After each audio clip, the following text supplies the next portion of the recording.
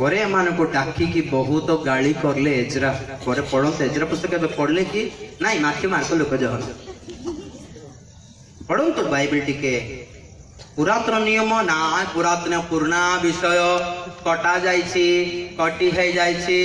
अब सेटा बंद करा हैछि हमको खाली नूतन नियम ना ना ना ना ना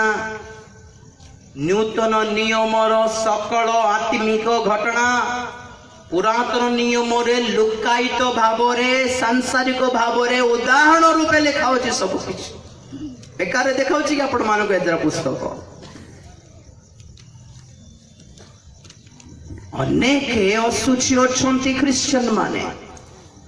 अनेक असुची अटंती लीडर माने खराब भावंत नहीं कहबा को बाध्य कारण एटा मोर वाक्य नहीं राजीव दानल नहीं एटा प्रभुंकर वाक्य मुखापेक्षा नहीं आउ कारण ए वाक्य मो पाई भी लाभ ओटे मु कहूछि बोले मु वंचित कि नहीं तो प्रभुंकर आगमन समय रे जहार नाम लेखा नहीं से माने जीवन नहीं आ गया प्रभु डाकिबे पुणी नाम धरी डाकिबे प्रकाशित वाक्य 4 अध्याय 1 पद आमे माने ज्ञान संगीत रे देखिलु हे पृथ्वी हे आकाश